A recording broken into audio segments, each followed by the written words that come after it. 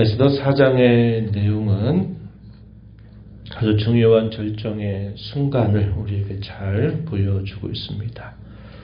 위기를 만났을 때 그 위기 앞에서 어떻게 해야 되는가에 대한 좋은 교훈을 우리에게 전달해 주는 내용이 우리가 오늘 읽는 이 에스더 4장에 잘 설명이 되고 있습니다. 계속된 연속적인 이야기죠. 우리가 앞에서 어떤 상황이었는가 하는 것은 우리가 쭉 읽어온 대로 그러한데, 우리가 어제 읽었던 3장의 내용에서 우리가 함께 기억하는 내용은 하만이 왕에게 받은 그 권력을 자기의 영광을 위해서 또 자기의 자랑을 위해서 그 권력을 사용하게 될 때 모든 사람들이 그 하만 앞에 다 무릎을 꿇고 경배를 하지만 모르드게는 그 사람에게 그런 일을 하지 않게 됩니다.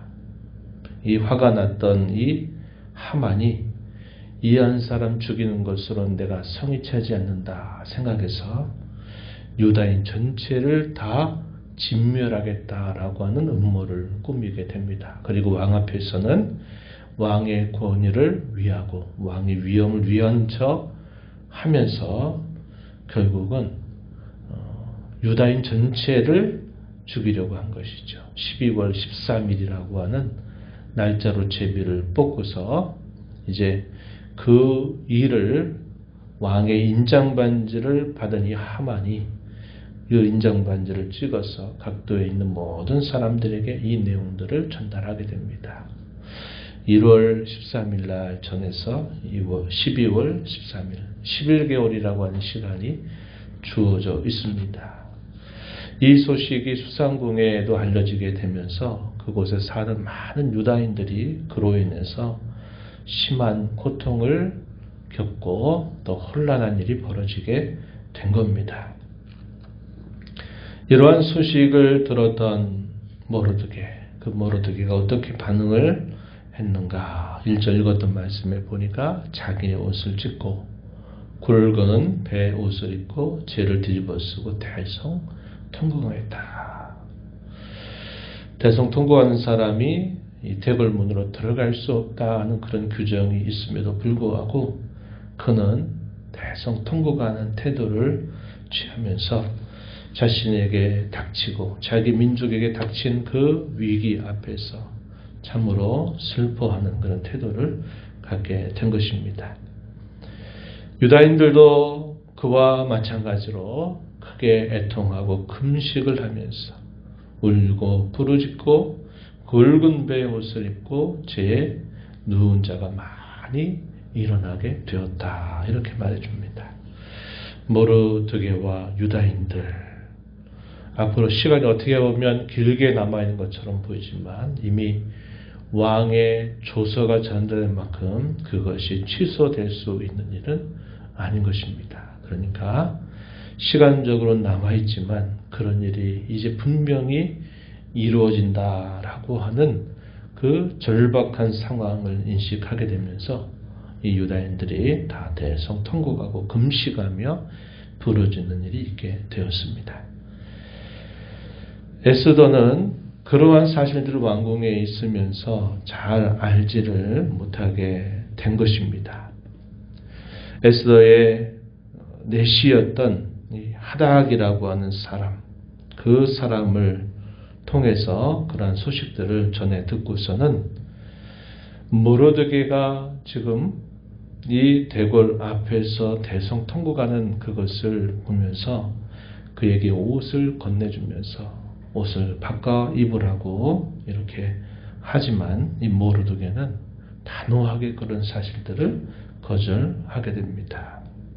우리가 읽은 4절 말씀 보니까 에스더의 시녀와 내시가 나와 전하니 왕후가 매우 근심하여 입을 의복을 모르드게에게 보내요. 그 굵은 베옷을 벗기고자 하지만 모르드게가 받지 아니하였다. 그러면서 이 모르드게가 찾아온 내시 하만에게 유다인을 멸하려고 하는 이 모든 계략들을 다 에스더에게 알릴 것을 요청하게 됩니다.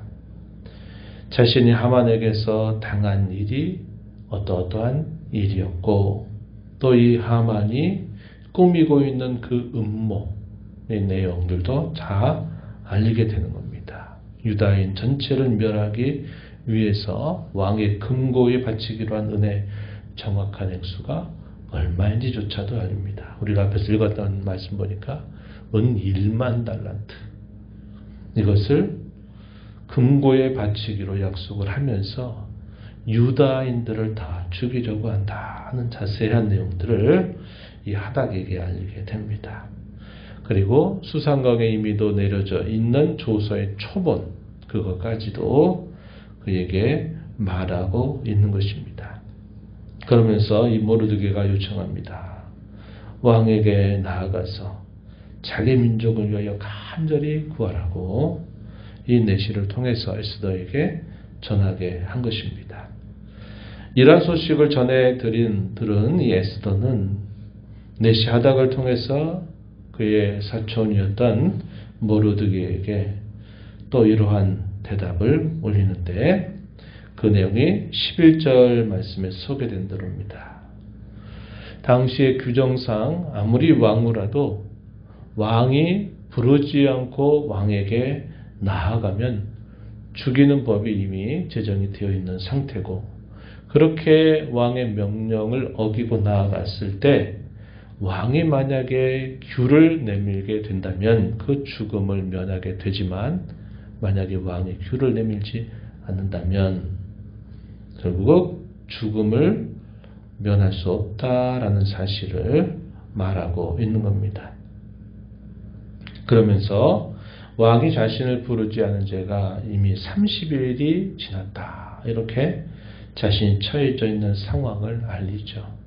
대단히 엄격한 법이 규정이 되어 있다는 사실들을 모르드게에게 다시 알리게 됩니다. 그랬더니 모르드게가 또다시 말하죠. 뭐라고 말하는가. 13절 이하에서 그가 쭉 하는 말, 대단히 유명한 말을 건네줍니다. 뭐라고 말합니까? 다른 모든 유다인들이 다 죽으면 너 홀로 왕궁에 있다고 살겠다라고 생각하지 말아라. 그러면서 14절에 이렇게 표현합니다. 내가 만일 잠잠하여 왕 앞에 아무 말을 하지 않는다면 유다인은 다른 데로 말미암아서 노임과 구원을 얻을 것이다. 하지만 너와 내 아버지의 집은 멸망하게 되고 말 것이다. 이렇게 말합니다. 이 모르드게의 이 굳은 신앙의 면모가 이런 표현 속에서 잘 드러나고 하나님에 대한 굳건한 신뢰를 가지고 있는 겁니다. 이런 위기 앞에서 하나님은 우리에게 반드시 길을 내실 것이다. 하나님이 우리들을 불쌍히 여기셔서 노임과 구원을 얻게 하실 것이다. 하나님이 어떤 일을 통해서 그렇게 하는지 모르지만 내가 왕후가 되었으니 내가 이 왕후가 된 것이 이것을 위함이 아닌 줄 어떻게 아느냐. 네가 이 일에 함께 해야 되지 않겠느냐 하는 이야기를 건네주는 것입니다. 14절 하반절에 내가 왕후의 자리를 얻은 것이 이때를 위함이 아닌지 누가 알겠느냐 이렇게 말합니다. 하나님께서 너를 많은 사람들 가운데서 왕의 은택을 받고 내가 왕후가 된 이 일이 결코 작은 일이 아니고 이러한 일이 그냥 일어난 줄로 아느냐.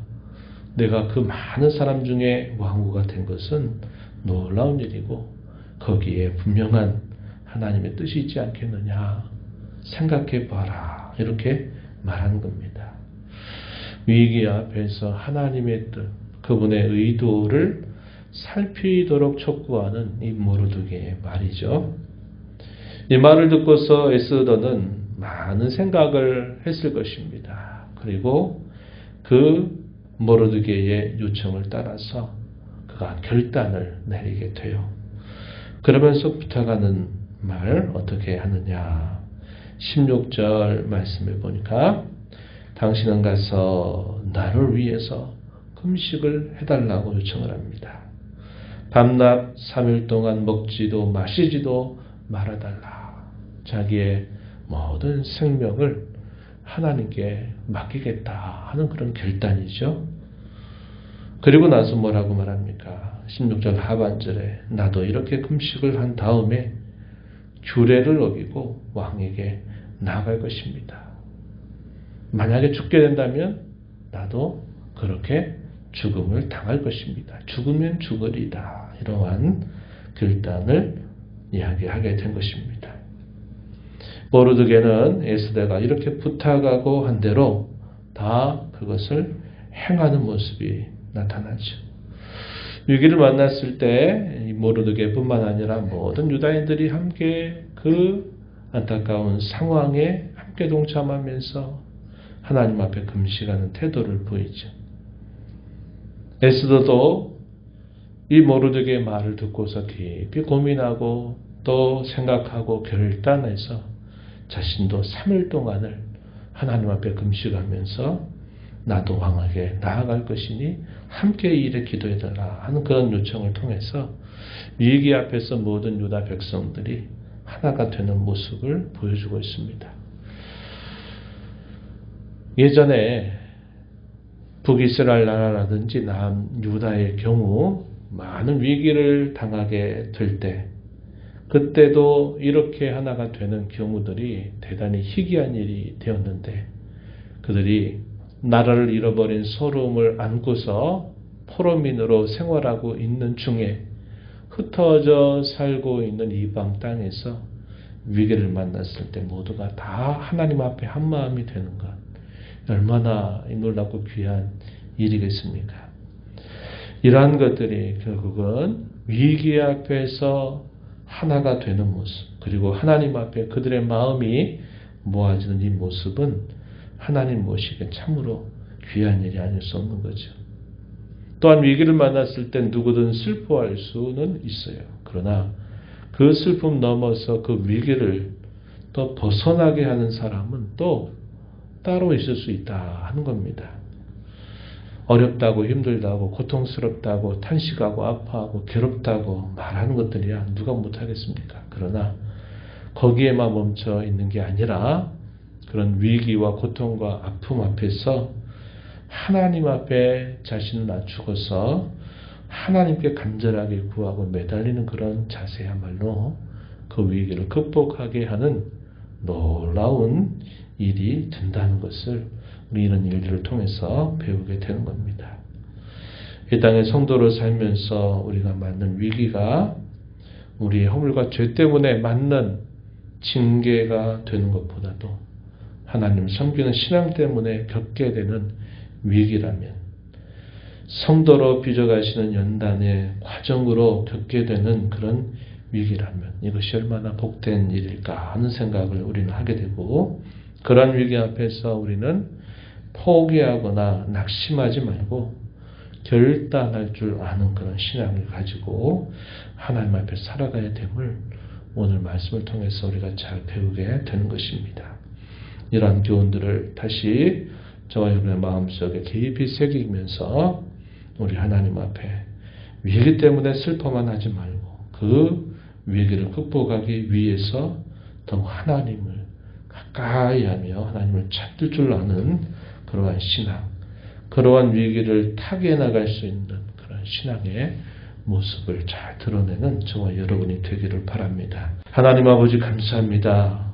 복된 주일 새벽 시간 저희들을 깨워주셔서 오늘도 주 앞에 나와 찬양드리며 말씀에 귀를 기울여 듣게 하시고 또 저희로 하여금 하나님 앞에 말씀을 들은 자로 어떻게 살아야 될지 교훈받게 하심을 감사드립니다. 위기를 만났습니다. 하나님을 향한 고든 신앙의 절개를 지키려다가 더 큰 위기를 만나게 된 겁니다. 그 위기 앞에 하나님 앞에 절제하게 자신을 낮추며 또 금식하며 하나님 앞에 은혜를 구하는 모든 일에 모르드게뿐만 아니라 모든 유다인들이 함께 그 일에 동참하고 자신을 수많은 여인들 가운데 왕후가 되게 하신 하나님의 놀라운 은혜를 베푸신 그 뜻이 이곳에 있지 않느냐 하는 생각을 하면서 또 결단을 내리는 에스더의 모습을 저희가 살펴보았습니다. 위기 앞에 흩어지지 않으며 위기 앞에 하나가 되어가는 그 모습은 하나님 앞에 아름답고 귀한 일이 되었음을 저희가 생각하게 됩니다. 오늘도 저희가 살아가는 삶 속에서 만나는 여러 어려움들 속에서 저희 마음이 나누어지지 않게 하시고 더 하나가 되게 하시고 더 하나님 앞에 간절하게 찾는 신앙의 자세를 배우게 하셔서 위기 앞에 낙담하고 절망하는 저희들이 아니라 위기 앞에서 하나님을 굳건하게 신뢰하고 하나님의 뜻을 구하고 찾는 그리고 결단할 줄 아는 그런 신앙이 되도록 인도하여 주옵소서. 은혜의 보좌 앞에 나와 아버지 은혜를 구하는 모든 심령들의 간구를 귀 기울이시고 응답해 주시기를 바라며 예수님 이름으로 기도하옵나이다. 아멘.